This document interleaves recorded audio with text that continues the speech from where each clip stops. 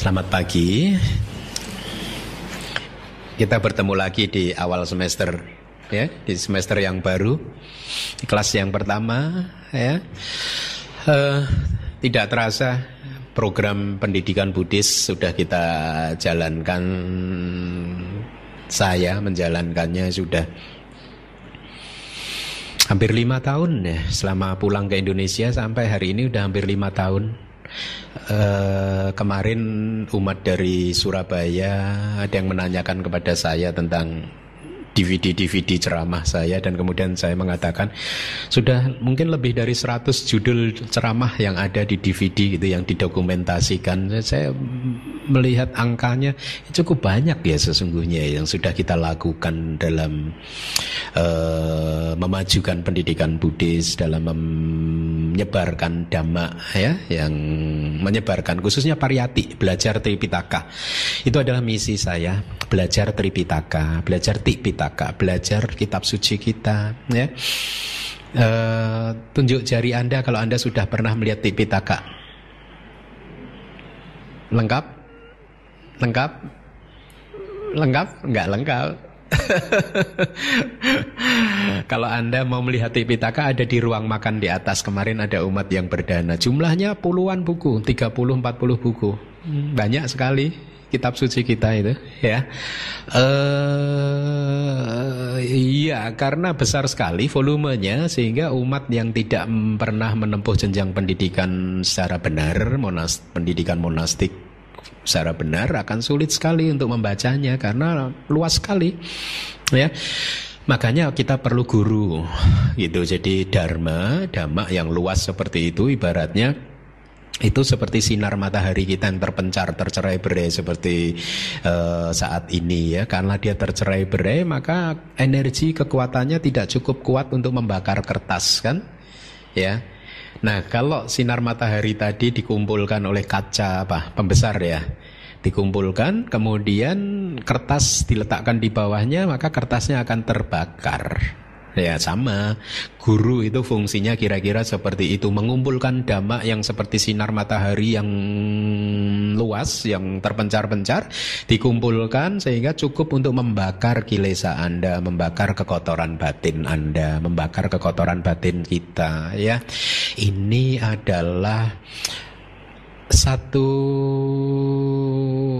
falsafah yang harus kita pegang terus, ya. Pentingnya mempunyai pengetahuan dharma itu adalah pengetahuan tersebut akan memandu kita. Minggu lalu saya meresmikan satu pusat pendidikan di Pekanbaru, dan pada saat diminta untuk menuliskan 3 kalimat kata-kata mutiara gitu, seperti itu, saya menulis kalimat yang satu gitu. Di satu lukisan saya tulis, di dunia ini, ya, saya harap ini juga menjadi falsafah Anda, pegangan buat kita semua. Jadi saya tulis, di dunia ini hanya ada satu musuh kita. Jadi musuh kita itu di dunia hanya satu, gak ada dua, hanya satu, yaitu kekotoran batin kita sendiri. Tidak orang lain, tidak makhluk lain, tidak gedung, tidak TV, tidak apa, tidak. Satu saja musuh kita. Kalau kita mempunyai nilai seperti itu yang kita junjung tinggi, itu kan akhirnya menjadi panduan kita di dalam menjalani kehidupan, benar ya?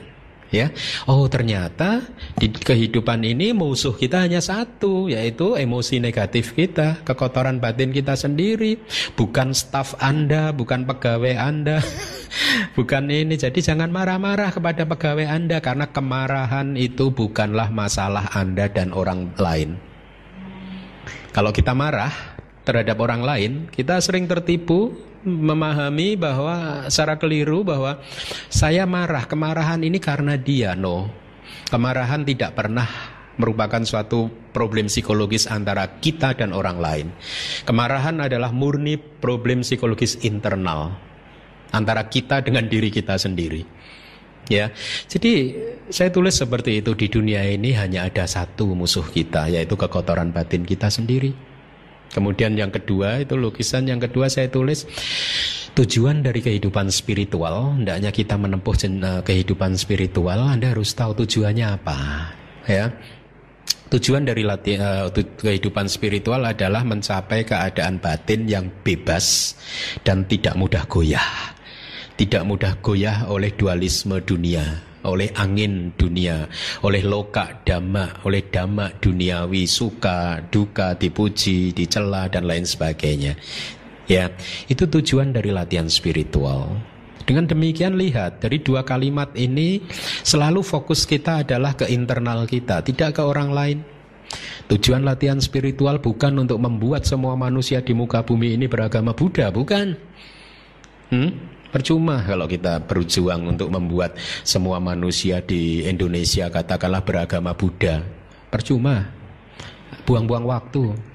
Kenapa? Buddha aja gagal.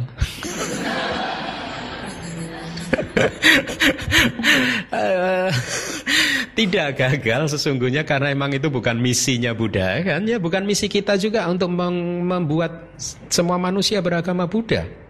Ya, misi kita adalah untuk mengembangkan kebijaksanaan, ya, menumbuhkan kebijaksanaan dari yang ada di teman-teman kita, sekeliling kita, orang siapapun yang kita kenal. Itu misi kita, membuat manusia bisa memahami kehidupan ini dengan lebih baik. Kita tidak mempunyai misi agama, kita mempunyai misi kebijaksanaan, kewelas asihan dan sebagainya. Dan itulah yang ditekankan oleh guru saya di Myanmar. Guru saya selalu mengatakan seperti itu. Jangan pernah bermimpi atau berjuang untuk membuat atau memperjuangkan sehingga semua orang beragama Buddha. No, itu salah langkah. Perjuangan kita adalah membuat semua orang berbahagia. Nah, enak ya. Agama kita agama apa? Agama bahagia. Nah, ya, jadi falsafah seperti itu akan membantu kita untuk kembali ke track yang benar gitu. Kalimat yang ketiga kalau saya tidak salah tujuannya saya tulis tidak ada apapun yang pantas untuk kita lekati, ya. Tidak ada apapun dalam semesta ini yang pantas untuk kita lekati. Kalau Dhammapada mengatakan, seseorang mengatakan ini suami saya, ini anak saya, ini istri Anda. Bagaimana mungkin bisa mengatakan seperti itu sedangkan diri kita pun bukan milik kita? Ya. Jadi pemahaman-pemahaman yang seperti ini itu penting sekali, paling tidak kita mempunyai arah bagaimana menjalani kehidupan ini. Dan dengan demikian setiap hari kita melangkah maju, semakin berkembang di dalam latihan spiritual kita. Nah, topik pagi hari ini yang ingin saya bawakan adalah tentang, sedikit menyinggung tentang Abhidhamma, ya. Tetapi karena saya pertimbangkan topik ini sangat bagus, semoga bisa memberikan pemahaman Anda yang lebih baik tentang bagaimana mengelola emosi-emosi Anda. Ya, topik ini adalah tentang apa? Kalau di dalam Abhidhamma itu domana sawedana. Domana sawedana itu perasaan tidak suka. Ada rasa tidak suka. Ya. Sering kan Anda mengalami rasa tidak suka muncul. Lihatlah bagaimana reaksi batin Anda pada saat rasa tidak suka itu muncul.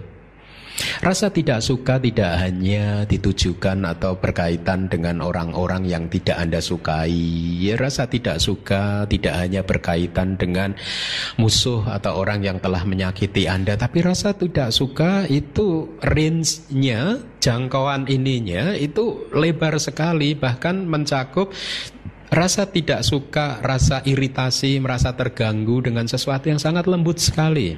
Misalkan, ya kalau ada seseorang atau misalkan terganggu dengan kondisi kursi Anda atau kursi sebelah Anda yang diduduki oleh teman Anda yang selalu berbunyi, ada muncul rasa tidak suka, ya.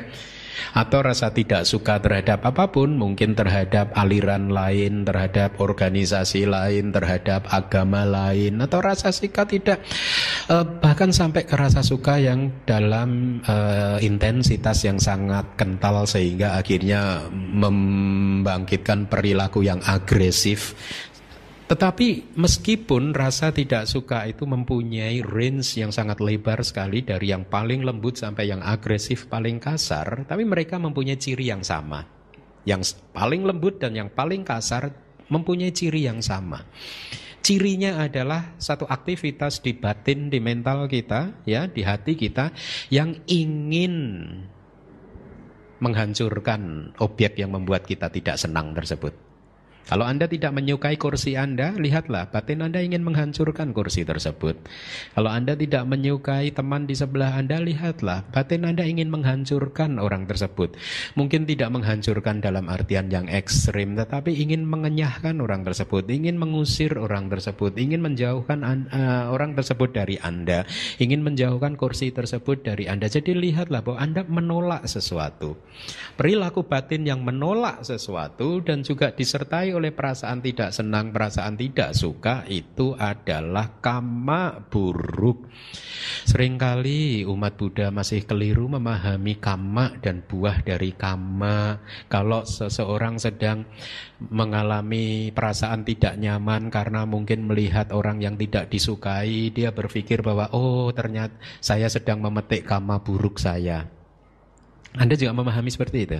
Kalau muncul perasaan tidak senang, perasaan tidak suka, ya karena melihat sesuatu atau mendengar suara, maka Anda berpikir juga seperti itu kan? Seolah-olah Anda sedang memetik karma buruk. Ya. Sekarang saya katakan no, Anda tidak sedang memetik karma buruk, Anda sedang menanam karma buruk. Karena itu adalah reaksi batin Anda. Jadi lihat, kalau Anda komplain, Bante suami saya, istri saya kok begini, begitu, begini, ini buah karma saya. No, itu karma baru yang Anda tanam terus. Jadi rasa tidak senang itu adalah aktivitas batin yang merupakan reaksi batin kita terhadap objek. Ya, dan dua hal ini selalu muncul bersama-sama, rasa tidak senang dan perilaku batin yang ingin menghancurkan objek tersebut. Ini dua hal yang berbeda, ya. Kalau di dalam bahasa Pali, yang satunya adalah do manasa wedana, rasa perasaan tidak senang, yang satunya adalah patiga, antipati. Ya, dua energi batin yang berbeda diberi perumpamaan yang sangat indah di kitab komentar seperti air kencing dan racun yang bercampur. Jadi sekarang Anda tahu bahwa kalau rasa senang, tidak senang itu muncul, selalu ada saja perilaku batin Anda yang ingin mengusir, menghancurkan objek tersebut. Ya. Jadi Anda tidak bisa berdalih sekarang kalau Anda sedang marah terhadap anak Anda gitu, saya memarahi kamu itu karena saya sayang loh sebenarnya sama kamu. Ngono. Marah adalah marah, sayang adalah hal yang berbeda. Ya, tidak bisa dicampur. Kemarahan dan rasa sayang tidak bisa bercampur. Ya, karena ini karakternya berbeda, saling bertolak belakang. Nah, jadi pelajaran-pelajaran seperti ini sangat bagus, sangat penting sehingga memberi arah kepada Anda. Oh, ternyata itu karma buruk yang baru yang saya tanam ya. Lihatlah kehidupan Anda, kehidupan kita ya, sepanjang hidup berapa banyak, berapa sering kita komplain terhadap sesuatu. Berapa sering kita mengeluhkan sesuatu. Suami tidak benar, anak tidak benar, istri tidak benar, staf tidak benar, atasan tidak benar, pegawai tidak benar, semua tidak benar, DBS tidak benar. Kenapa gedung ada pilar di tengah? Itu ya bantinya itu. Lihat, itu karma buruk. Lihat, pada saat Anda komplain seperti itu, perasaan yang muncul apa? Nyaman atau tidak nyaman? Lihat, hati-hati. Pada saat perasaan tidak nyaman muncul, apapun itu alasannya, keadaan batin Anda sedang berada dalam keadaan batin yang negatif. Tidak baik. Ya, harus kita hindari. Tapi bagaimana cara menghindarinya? Karena kita ini kan makhluk yang sudah terkondisi oleh pengalaman masa lalu.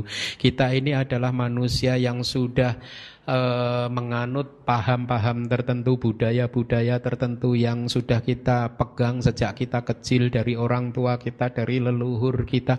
Semuanya ini membuat akhirnya persepsi kita terdistorsi. Ini penting sekali, sanya wipalasa. Persepsi yang terdistorsi inilah yang membuat manusia jatuh dalam penderitaan. Persepsi yang terdistorsi inilah yang membuat akhirnya semua emosi-emosi negatif ini muncul. Emosi negatif yang sangat merusak, yang sangat menghancurkan ketenangan, kedamaian dan kebahagiaan kita. Sesungguhnya proses psikologis menurut ajaran Buddha, pada saat Anda tidak menyukai sesuatu, ya, sesungguhnya yang terjadi adalah bukannya Anda tidak menyukai benda tersebut. Ya, benda tersebut sesungguhnya baik-baik saja. Ya, tidak memunculkan rasa tidak suka di dalam hati Anda.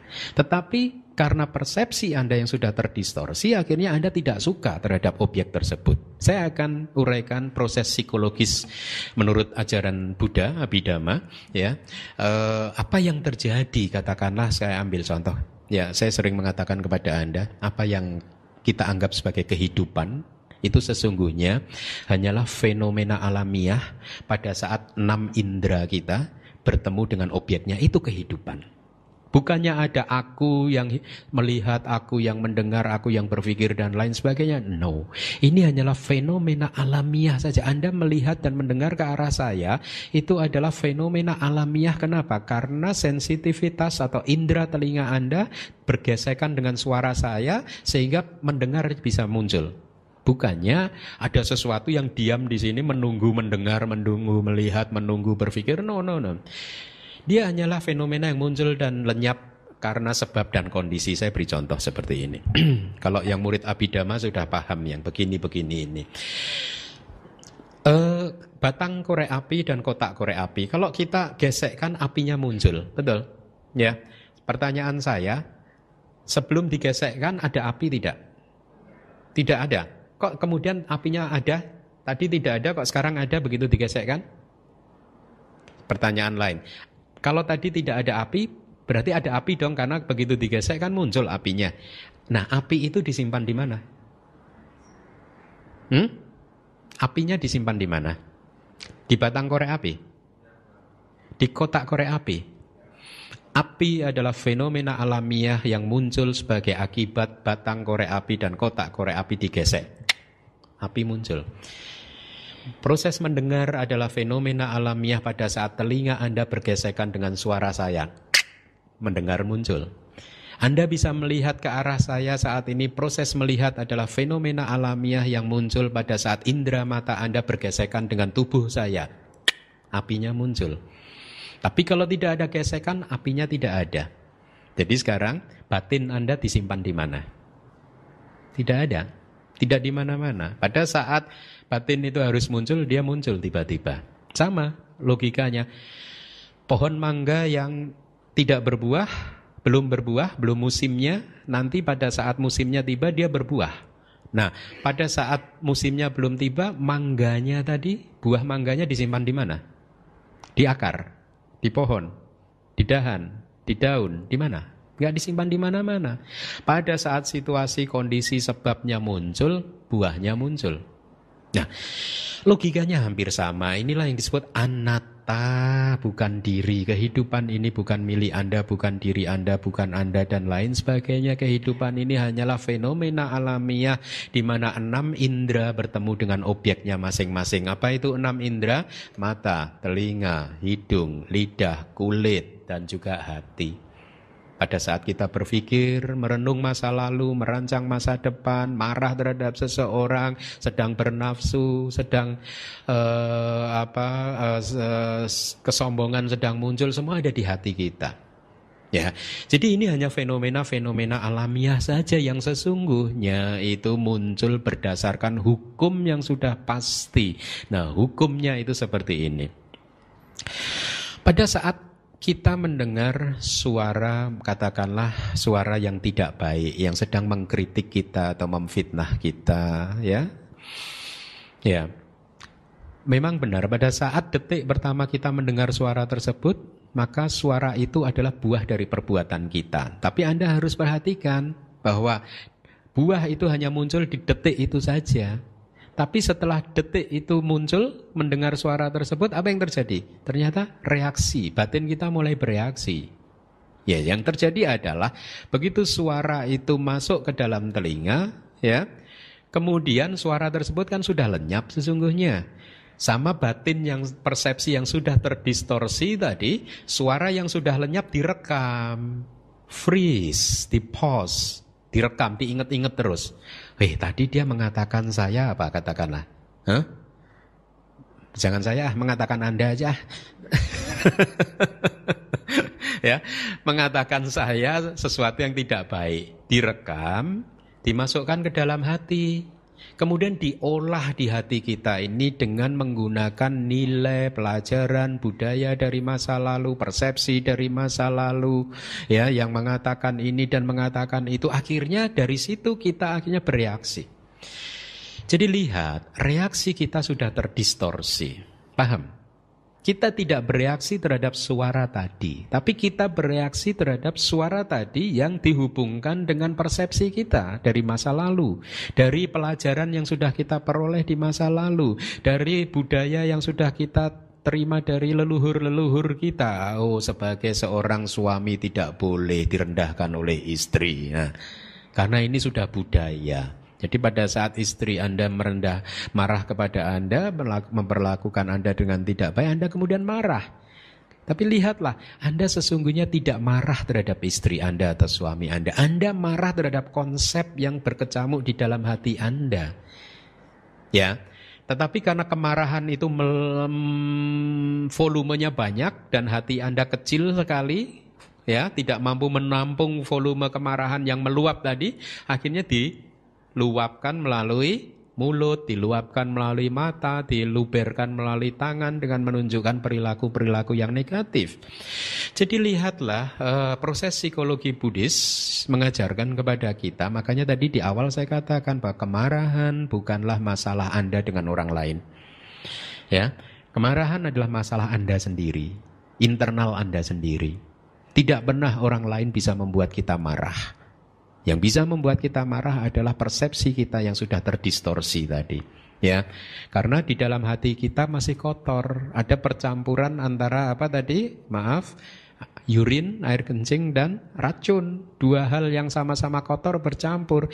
Nah, pada saat Anda sedang memunculkan perasaan tidak senang seperti itu, ingat-ingat kata-kata saya. Hal tersebut adalah reaksi dari batin Anda. Anda sedang menanam benih karma buruk. Anda bereaksi secara negatif. Ya, tapi bagaimana kemudian kita mencari solusi untuk bisa terbebas dari reaksi-reaksi yang negatif tersebut? Meskipun secara teori kita tahu, tetapi pada prakteknya, pada saat kita menerima atau mengalami hal-hal seperti itu, berada dalam posisi yang sulit, membuat kita juga sulit untuk bereaksi secara positif. Ya, kenapa hal ini terjadi? Kenapa sulit sekali untuk bereaksi secara positif? Lagi, karena kita adalah makhluk yang terkondisi. Sudah terkondisi oleh masa lalu kita, oleh kebiasaan-kebiasaan kita, oleh segala hal, belum lagi terkondisi oleh kebiasaan kita di kehidupan-kehidupan lampau kita. Ya, karena kita terbiasa marah-marah, maka akhirnya kita akan senantiasa bereaksi terhadap apapun dengan kemarahan. Sebaliknya, mereka yang tidak terbiasa marah, mereka tidak akan bereaksi dengan kemarahan. Mereka akan bereaksi dengan senyuman, dengan memaafkan, dengan cinta kasih, kewelas asihan. Ya. Nah, karena kita adalah makhluk yang terkondisi, seringkali kita itu bereaksi secara spontan, betul tidak? Tetapi bukan berarti reaksi secara spontan itu tidak mempunyai sebab dan kondisi. Kenapa seseorang bisa bereaksi secara spontan, membalas kemarahan dengan kemarahan? Ya karena sudah terbiasa dari masa lalu. Dia melekat kepada sesuatu, melekat kepada mungkin paham, ya, melekat kepada keakuan dia dan lain sebagainya. Tetapi apapun juga sekarang Anda tahu bahwa reaksi-reaksi yang negatif seperti itu tidak akan pernah menyelesaikan masalah. Coba belajar dari pengalaman masa lalu Anda.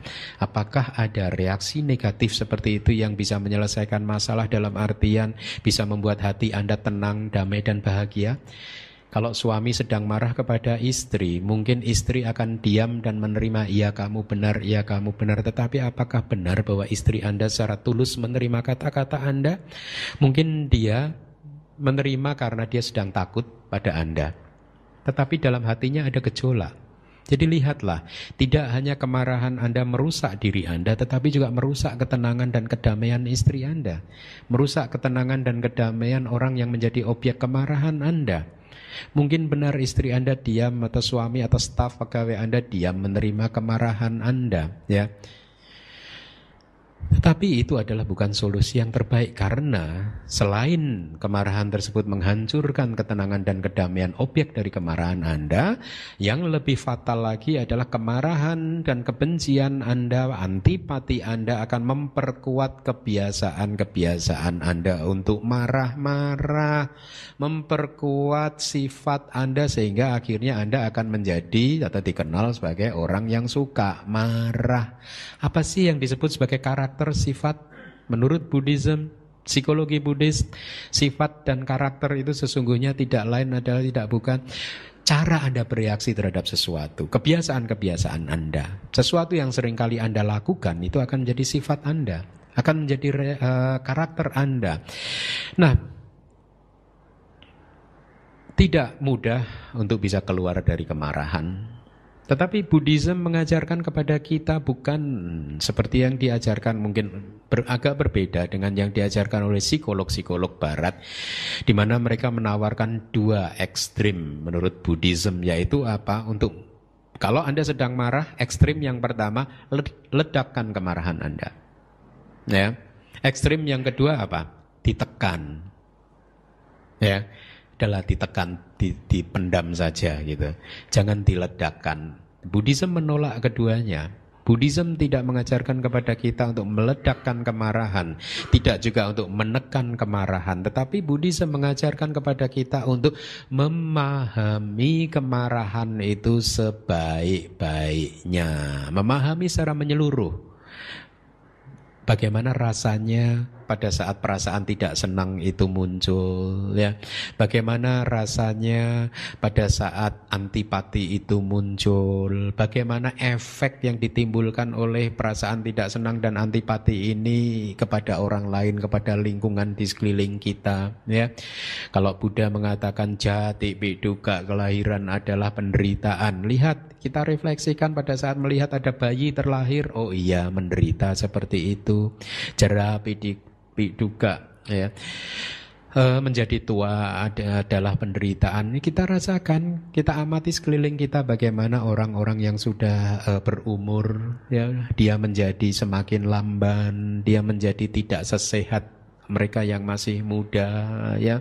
Bagaimana mereka yang sudah berumur itu seringkali mengalami berbagai penyakit ini dan penyakit itu adalah karakter dari kehidupan. Satu saat nanti Anda pun juga menjadi tua. Saya sudah mengalaminya sekarang. Sudah tahun depan sudah setengah abad usia saya. Sudah mulai banyak menurun vitalitas fisik dan lain sebagainya. Tetapi itu adalah hal yang memang harus terjadi. Ya, jadi penderitaan baru akan muncul, rasa tidak senang akan muncul, antipati akan muncul kalau Anda tidak bisa menerima keadaan ini dengan baik dan lapang dada. Oleh karena itu Dhamma penting sekali. Anda harus belajar Dhamma, karena Dhamma mengajarkan kepada kita tentang kehidupan ini apa adanya. Renungkanlah bagaimana rasanya menjadi tua, bagaimana rasanya menjadi sakit, sedang mengalami sakit, penyakit ini dan penyakit itu. Renungkanlah bagaimana rasanya pada saat orang yang kita sukai, orang yang kita cintai meninggalkan kita. Atau renungkanlah bagaimana rasanya pada saat kita dikelilingi oleh orang-orang yang kita benci dan lain sebagainya. Atau renungkanlah bagaimana rasanya pada saat kita tidak mendapatkan apa yang kita inginkan. Ini adalah ciri kehidupan. Anda tidak bisa menghindari itu semua. Pasti akan sampai ke dalam kehidupan kita bahwa satu saat nanti kita akan menjadi tua, sakit, tidak mendapatkan yang kita inginkan, dikelilingi oleh orang-orang yang tidak kita sukai, ya, berpisah dengan orang yang kita cintai. Kalau Anda bisa memahami bahwa semua hal seperti yang saya sebutkan tadi adalah hal yang harus kita terima di dalam kehidupan ini, maka kita akhirnya bisa menghindari rasa tidak senang dan antipati. Kita bisa mengeliminasi, meminimalkan reaksi-reaksi yang negatif karena kita mulai bisa menerima proses itu secara alamiah. Reaksi yang negatif, kemarahan, kebencian, rasa tidak senang, kemudian antipati, ingin menghancurkan objeknya, hanyalah melihat objek tersebut dari sisi yang negatif. Lihatlah, pada saat itu batin kita menjadi sangat, perspektifnya sangat sempit sekali. Hanya melihat dari satu sisi saja. Tidak melihat dari semua sisi terhadap objek yang membuat kita marah atau membuat kita kemudian jengkel. Ya. Seseorang yang sedang marah, orang tersebut sedang melihat objek kemarahannya dari sisi gelap, dari sisi yang negatif. Betul tidak? Dan kemudian penglihatan yang tidak objektif tersebut, yang one-sided seperti itu, persepsi yang sudah terdistorsi, mengelabui batin, mengatakan bahwa orang tersebut memang jelek. Ya. Beberapa minggu yang lalu ada bukan umat Buddha datang kepada saya, suami istri sedang cekcok. Cekcok karena diganggu oleh orang lain. Jadi salah satu pasangannya itu menerima informasi dari orang ketiga tentang suaminya gitu. Ya. Di mana ternyata informasi tersebut belum tentu benar, tidak dicek kebenarannya sama si istri gitu. Dia main gitu aja tadi, langsung marah kepada suaminya gitu. Nah, singkat cerita mereka menemui saya katakan, satu, kamu harus cek dulu kebenaran informasi tersebut. Ya. Kedua, kenapa kamu mengorbankan rumah tangga kamu yang sudah dijalin selama berapa? 95 sampai sekarang berapa tahun? 30 tahun? 20 ya? Rumah tangga yang sudah dibina selama 20 tahun kamu hancurkan dengan informasi dari orang ketiga yang belum tentu benar. Kenapa bisa seperti itu? Kenapa bisa seseorang mengambil keputusan yang fatal seperti itu? Ya, cerita ini tidak begitu fatal, tetapi ini mewakili suasana bagaimana kalau Anda sedang marah.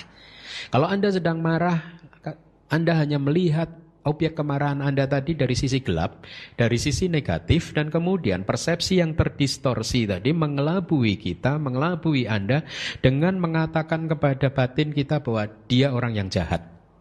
Dari lahir sampai nanti mati dia jahat terus.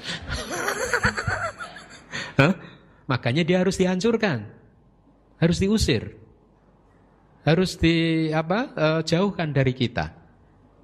Lihat, perilaku batin seperti ini adalah perilaku batin yang tidak paham Dhamma. Ya, Anda masih ingat cerita yang tragis tentang managing director Tata Mobil yang commit suicide 3 tahun yang lalu di hotel di Bangkok. Masih ingat ya? Orang Inggris atau orang mana, dia karirnya bagus, pendidikannya bagus, orang Inggris tapi dipekerjakan di Tata India Mobil gitu. Karirnya jadi GM mobil di mana-mana bagus. Orang sukses secara duniawi sukses, ya. Tapi pada satu hari dia ada rapat mungkin BOD gitu di Bangkok, ya, di salah satu hotel. Kebetulan setelah rapat atau apa malam itu dia cekcok sama istrinya dan unresolved. Tidak selesai percekcokannya, istrinya akhirnya tidak mau diajak bicara malam itu. Masalah tidak selesai. Apa yang dia lakukan? Si suami yang sukses berpendidikan tinggi ini, yang dia lakukan adalah kemudian dia mengambil keputusan fatal, lompat dari kamar hotelnya. Ya, meninggal dunia. Setiap kali saya membaca cerita-cerita tragis seperti itu hati saya tersentuh. Seandainya saja dia memahami karakter kehidupan, maka dia tidak akan mengambil langkah setragis itu. Betul tidak? Kalau dia paham anicca saja, ya memang istri saat ini malam istri Anda sedang marah, tapi besok pasti nggak marah lagi. Ya, Anda masih ingat cerita 4 durian? Belum ya? Oh ya, banyak yang belum, saya ulangin. Buat Anda yang sudah paham, dengarkan ulang. Kira-kira 2 tahun yang lalu saya retret. Kemudian satu hari pengurus kita memberi kabar kalau mereka mau dana makan siang.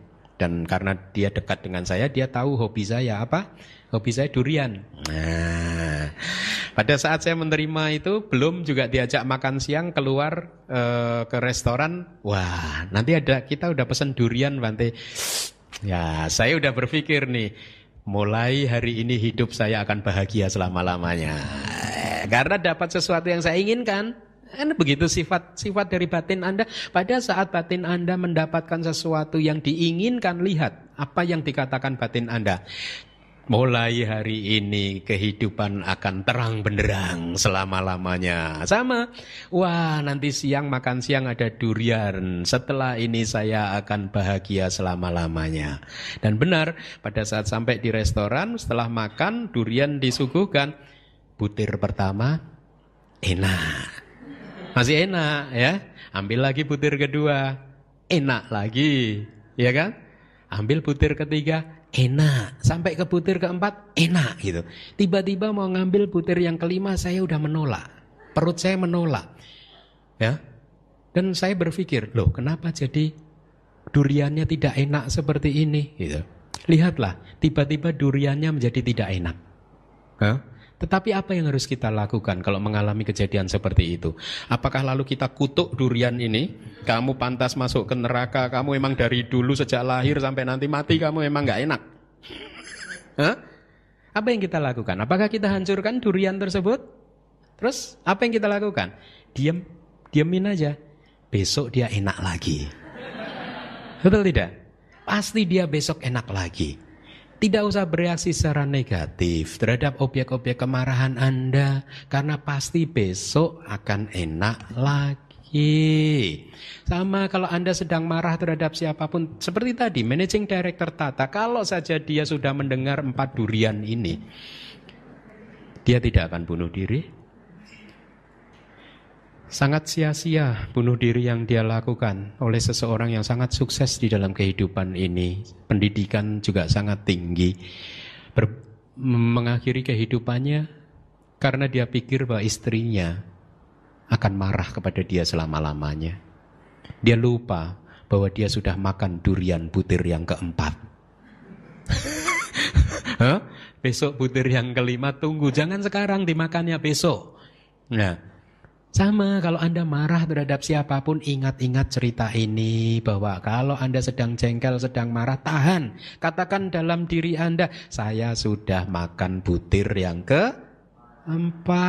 Yang kelima emang udah pasti di mana-mana udah gak enak lagi. Makanya kalau makan sedikit-sedikit biar lama happy-nya. Ya, jangan dihabisin 4 butirnya. Itu pelan-pelan gitu. Tapi satu saat akan sampai ke butir yang keempat, di mana kebahagiaan Anda berakhir. Ya. Tetapi dari cerita ini harusnya bisa menjadi inspirasi yang bagus. Perilaku kita terhadap durian adalah perilaku yang harus hendaknya juga kita lakukan di dalam kehidupan ini terhadap siapa saja. Tunggu, karena besok pasti dia akan enak lagi. Dengan demikian Anda tidak menanam karma buruk, tidak melakukan hal yang tidak baik, dan Anda bisa menjalin hubungan yang penuh keharmonisan dengan siapapun. Lihatlah bahwa perasaan yang tidak nyaman, perilaku antipati, rasa jengkel, benci itu adalah perilaku negatif batin Anda yang tidak pernah menyelesaikan masalah. Kemarahan pada saat muncul selalu mengelabui Anda, mengelabui kita bahwa kalau kemarahan ini saya ledakan maka masalah selesai. Tetapi pengalaman mengatakan kepada kita bahwa kemarahan itu tidak pernah memenuhi janjinya. Jadi kalau kemarahan datang kepada Anda, lebih baik Anda nggak usah dengerin. Dia pembohong, penipu, tutup pintu, udah, ya. Oh, nggak bisa dipercaya kemarahan, selalu membohongin kita. Paham maksud saya? Setelah selesai meledakkan kemarahan, selalu saja kita jatuh pada penyesalan yang berkepanjangan. Dan tidak hanya itu, kita harus bicara hukum karma, hati-hati. Hukum karma itu adil. Ya. Apa yang Anda inginkan, itu yang akan Dia berikan. Hukum karma itu maha penyayang, maha pengasih juga hukum karma itu. Artinya begini, kalau memang hobi Anda marah-marah, jangan khawatir. Hukum karma, karena kasih sayang hukum karma kepada Anda, setelah kehidupan ini nanti Anda akan ditempatkan oleh hukum karma di alam tertentu di mana Anda bisa marah-marah setiap detik. Terus marah-marah terus. Di mana itu? Di alam neraka. Seseorang yang terlahir di alam neraka, dia mendapatkan kesempatan untuk melampiaskan hobi marah-marahnya karena dia terbakar terus, marah-marah terus dia. Nah, jadi apa yang menjadi hobi Anda itu yang nanti akan Anda dapatkan. Ya, kalau Anda hobinya adalah penuh cinta kasih, penuh kewelas asihan, maka hukum karma akan membawa Anda terlahir di satu alam di mana Anda akan semakin bisa memunculkan cinta kasih dan kewelas asihan. Jadi hati-hati dengan perilaku-perilaku kita. Karena seringkali kalau Anda tidak memahami hukum karma, Anda akan salah menginterpretasikan hukum karma, menganggap bahwa karma baru Anda anggap sebagai buah karma. Sehingga Anda akan cenderung take it for granted. Ya. Iya, perasaan tidak nyaman, rasa tidak senang, kemudian antipati muncul. Lihatlah pada saat antipati itu muncul, Anda ingin menghancurkan objek yang membuat Anda marah. Apa sih sesungguhnya yang bisa kita analisa dari kacamata Dhamma? Yang bisa kita analisa, bisa pahami adalah bahwa kemarahan, kalau Anda sedang marah, Anda sedang juga menolak bekerjanya hukum karma. Kalau Anda sedang marah, ya, jengkel, rasa tidak senang muncul, perasaan, kemudian perilaku antipati menghancurkan objeknya itu muncul, maka pada saat itu sesungguhnya Anda sedang menolak hukum karma. Karena hukum karma mengajarkan kepada kita, Anda pantas untuk menerima apapun yang sudah Anda terima. Kalau Anda tidak pantas, maka Anda tidak menerimanya. Karena Anda sudah menerimanya, berarti memang Anda itu pantas menerimanya. Nah, siapa yang membawa hal-hal tersebut datang kepada Anda? Anda sendiri. Karena Anda adalah pencipta dari karma Anda sendiri. Anda pencipta kehidupan Anda sendiri. Anda pencipta kebahagiaan dan penderitaan Anda sendiri. Jadi apapun yang kita alami, yang kita lihat, kita dengar, dan kita alami melalui indera-indera yang lain, itu adalah buah dari karma kita. Tapi detik itu dia adalah buah dari karma kita. Cuman masalahnya orang yang tidak terlatih, setelah menerima detik itu, dia tahan, dia bekukan, dia hentikan, kemudian dia olah di hati dengan persepsi yang sudah terdistorsi tadi, dan akhirnya dia bereaksi secara negatif. Kalau orang yang sudah terlatih, dia akan bereaksi secara positif. Jadi sekali lagi, persepsi yang terdistorsi membuat kita menderita. Reaksi-reaksi yang negatif adalah reaksi yang tidak objektif. Karena reaksi tersebut hanya melihat benda dari sisi yang dia suka, dari sisi yang negatif. Dan hati-hati bahwa reaksi yang negatif, kualitas hati yang penuh rasa tidak suka, penuh kebencian tidak akan pernah bisa muncul bersama-sama dengan cinta kasih, kewelas asihan, memaafkan, sabar, puas dengan apa yang ada. Tidak. Karena keduanya adalah dua energi batin yang berbeda, yang saling bertolak belakang. Anda tidak bisa menjadi seorang pemarah yang sekaligus juga seseorang yang penuh cinta kasih. Anda harus milih salah satu pada satu momen. Anda mau jadi orang yang pemaaf atau Anda mau jadi orang yang pemarah? Anda tidak bisa dua-duanya. Enggak lah, saya itu marahin kamu, sebenarnya saya maafkan kamu gitu. Ini juga demi cinta kasih saya kepada kamu. Nah, sekarang Anda sudah tahu bohong. Tidak benar itu. Marah adalah marah, cinta kasih adalah cinta kasih. Dua hal yang tidak bisa muncul secara bersama-sama. Nah, Anda lihat bahwa kemarahan, kebencian, rasa tidak senang benar-benar telah menghancurkan ketenangan dan kedamaian kita. Kebahagiaan kita pun hancur. Bukan karena orang lain, tetapi karena awija kita. Awija, ketidaktahuan, kebodohan kita. Ya, Anda tidak bisa berkilah, loh kenapa? Kan saya tidak pernah diajari oleh guru saya kalau begini itu tidak baik. Saya tidak pernah diajari saya tidak tahu bahwa melakukan hal seperti ini tidak baik. Di dalam hukum karma tidak membutuhkan Anda tahu. Ya, maksud saya, ya, Anda tahu atau Anda tidak tahu, hukum yang bekerja sama, tidak berubah. Bukan berarti ada dispensasi buat yang tidak tahu. Ya, saya beri contoh. Seseorang yang tidak tahu bahwa api itu panas, kemudian dia meletakkan tangannya, kemudian apinya memberi dispensasi enggak? Hah?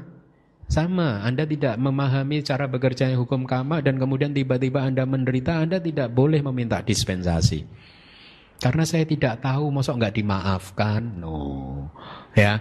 Efeknya tidak seperti itu. Inilah mengapa kita harus belajar. Inilah mengapa kita harus menguasai, memahami Tipitaka. Karena di dalam Tipitaka, kitab suci kita, semua hal-hal tentang kehidupan ini telah diajarkan oleh Guru Agung kita Buddha Gautama dengan sangat lengkap sekali. Lebih baik Anda belajar dari sekarang daripada nanti juga Anda harus belajar di kehidupan berikutnya. Mumpung saat ini sudah terlahir sebagai manusia dan sudah bisa bertemu dengan Dhamma, maka jangan disia-siakan kehidupan kali ini yang sudah sangat bagus sekali seperti ini. Saya akan memberi pertanyaan kepada Anda. Seandainya ada dua orang manusia dan di depan orang tersebut masing-masing ada bola logam yang sangat panas membara, ya. Orang yang pertama tahu bahwa bola logam ini panas. Orang yang kedua ini tidak tahu bahwa bola logam ini panas, dia tidak tahu. Seandainya kepada dua orang tersebut diminta untuk memegang, memindahkan bola panas tadi, kira-kira siapa yang akan menderita? Nomor 2, kenapa? Karena tidak tahu, dia akan lebih menderita. Tangannya akan terbakar. Ya, apakah dia kemudian menyalahkan kamu? Kan saya kan nggak tahu, kan saya maksudnya baik. Saya ada cinta kasih loh sama kamu, mau saya pindahkan, kok kamu mau ini? Apakah dia bisa protes seperti itu? Tidak, hukum karma tetap bekerja. Mereka yang tidak tahu akan cenderung mendapatkan penderitaan. Oleh karena itulah kita harus belajar memahami Dhamma dengan baik. Bahwa ternyata perasaan rasa tidak senang, antipati itu bukanlah masalah psikologis kita dengan orang lain. Itu adalah murni masalah diri kita sendiri. Bahwa kita masih mempunyai kekotoran batin, bahwa kita masih mempunyai kemarahan. Karena kalau orang sudah tidak mempunyai kemarahan, bagaimana mungkin dia bisa marah? Oleh karena itu tadi di awal saya katakan, di dunia ini hanya ada satu musuh kita. Yaitu siapa? Kekotoran batin kita sendiri. Nah, ya, tadi sudah saya katakan solusi untuk mengatasi kemarahan yaitu dengan cerita durian. Ada cerita yang lain lagi, solusi yang lain yang bisa Anda terapkan di dalam mengatasi kemarahan Anda. Ya, saya sudah banyak sekali berbicara tentang kemarahan. Ya. Kalau solusi yang lucu-lucuan apa? Masih ingat nggak? Ambil air, minum, dikumur-kumur. Begitu kemarahan sudah reda baru ditelan supaya Anda tidak mulutnya tidak terbuka, dikunci mulutnya. Ada cara lain, rubahlah sudut pandang Anda. Ya, carilah sudut pandang yang membuat kemarahan reda. Misalkan pada saat misalkan Anda marah terhadap anak-anak Anda, ya, Anda sudah tahu bahwa kemarahan itu mempersempit cara pandang Anda, mempersempit perspektif cakrawalaan pandang Anda, ya. Kemarahan hanya melihat objeknya dari sisi yang negatif, Anda sudah tahu. Sehingga apa yang harus Anda lakukan? Merubah sudut pandang. Lihatlah sisi baik dari orang tersebut. Akan selalu bisa kita temukan sisi positif dari siapapun. Tidak ada manusia di bumi ini yang jahat 100%. Pasti dia mempunyai sisi positif. Cari sisi positif tersebut sehingga akhirnya bisa meredakan kemarahan Anda, ya. Anda akan selalu saja bisa melihat satu hal yang sama dari dua sisi, yaitu sisi positif atau sisi negatif. Dan hukum yang bekerja di pikiran yang tidak terlatih, batin yang tidak terlatih adalah pada saat Anda melihat dari sisi negatif, maka batin yang masih dipengaruhi oleh persepsi yang terdistorsi tadi akhirnya akan menderita. Ya, perasaan tidak senang akan muncul, antipati akan muncul. Dia akan melakukan karma buruk yang baru. Tetapi kalau batin ini melihat dari sisi yang positif, maka apa yang muncul? Cinta kasih, kewelas asihan, memaafkan, menerima dia apa adanya, puas dengan dia apa adanya. Dia mungkin memang benar manusia yang tidak sempurna, ya. orang yang membuat Anda marah, tapi sudah pasti dia juga bukan manusia yang terjelek di muka bumi ini. Ya.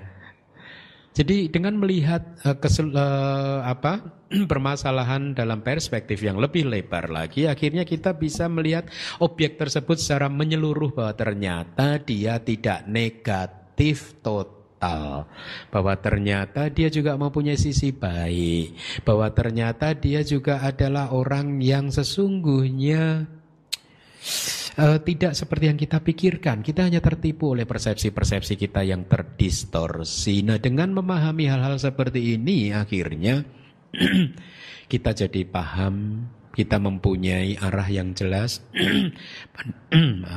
pandangan yang benar di dalam kehidupan ini, bahwa di dalam kehidupan ini, di dalam dunia ini, hanya ada satu musuh kita, yaitu kekotoran batin kita. Inilah yang harus kita kalahkan, bukan orang lain, bukan siapapun yang membuat Anda marah, membuat Anda emosi negatif Anda muncul. Tidak, karena mereka sesungguhnya bukan musuh kita. Musuh kita adalah kemarahan kita sendiri. Dengan terus melihat ke dalam, maka kita bisa meminimalkan risiko munculnya ketidakharmonisan. Ya, dan juga pada saat yang bersamaan kita menumbuh kembangkan energi batin yang positif, energi batin yang penuh cinta kasih, penuh kewelas kasihan dan lain sebagainya. Dan dengan demikian maka kebahagiaan pun akan bisa kita alami. Ya, kita akan semakin sering bahagia, bisa menerima kehidupan ini dengan lapang dada, dan bisa menikmati kehidupan ini dengan lebih baik lagi, dan akhirnya kualitas kehidupan kita pun meningkat. Meningkat bukan karena berdoa dan lain sebagainya, meningkat karena kebijaksanaan Anda sudah berkembang. Inilah Buddhism. Buddhism tidak mengajarkan kepada Anda untuk menyelesaikan masalah kehidupan ini dengan berdoa dan lain sebagainya. Karena kalau berdoa bisa menyelesaikan masalah, maka hari ini semua manusia di muka bumi sudah bebas dari masalah. Betul tidak? Apa sulitnya berdoa? Semua orang bisa berdoa. Ya, tetapi dari kenyataan bahwa masalah masih saja dialami oleh manusia, ini saja cukup membuktikan kepada kita bahwa berdoa bukan cara yang cerdas untuk menjalani kehidupan ini. Cara yang cerdas untuk menjalani kehidupan adalah mengembangkan pengetahuan, mengembangkan kebijaksanaan untuk memahami kehidupan ini secara lebih baik lagi, seperti yang diajarkan oleh Buddha di kitab suci kita Tipitaka. Demikian dari saya, semoga bermanfaat.